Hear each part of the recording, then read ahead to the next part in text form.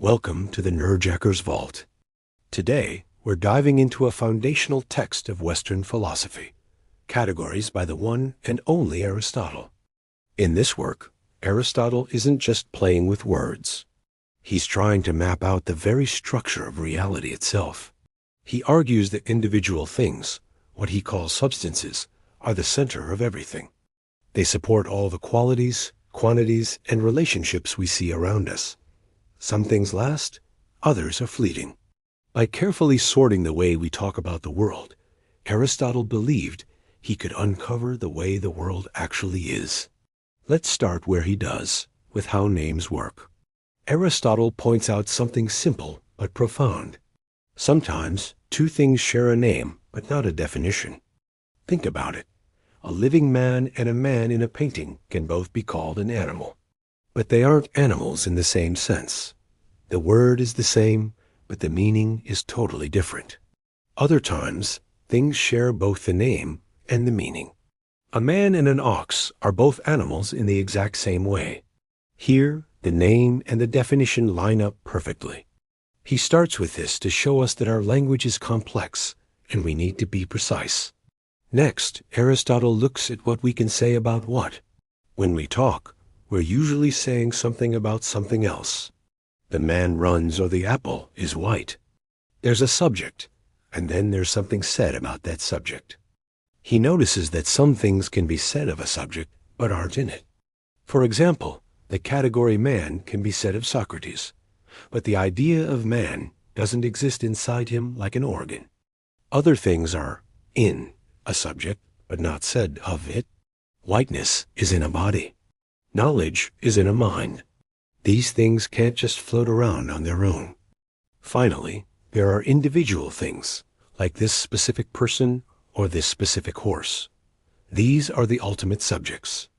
They are just themselves. Aristotle is setting the stage for us to see that not everything exists in the same way. This brings us to his famous 10 categories. These are the fundamental ways we can describe something. They are substance, quantity, quality, relation, place, time, position, state, action, and affection. A substance is a man or a horse. Quantity is something like 2 feet long. Quality is being white or courageous. A relation is something like double or greater than. Place and time are where and when. Position is sitting or lying down. State is being armed or wearing a coat. Action is cutting something. Affection is being cut. These aren't just random labels. They are the basic building blocks of reality as we express it through language. Substance is the star of the show. A particular man or a horse is what Aristotle calls a primary substance. Everything else, color, size, knowledge, depends on these individuals to exist. If there were no individual things, nothing else could exist. He also talks about secondary substances, like species and genera. Man is a species, and animal is a genus. These help us define what a thing is, but they aren't as fundamental as the individual. A key feature of substance is that it doesn't come in degrees.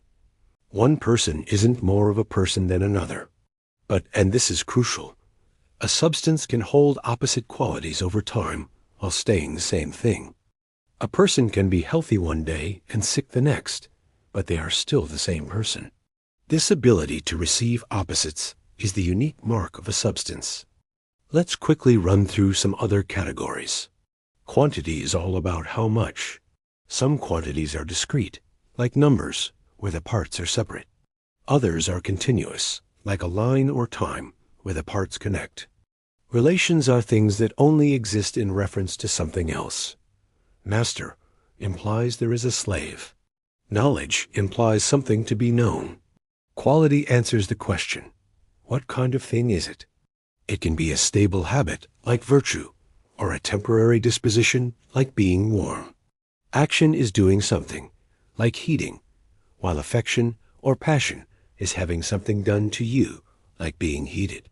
Aristotle also explores different kinds of opposites.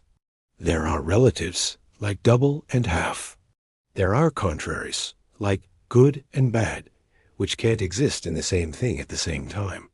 There's privation and possession, like blindness and sight, where one is the absence of the other in something that should have it.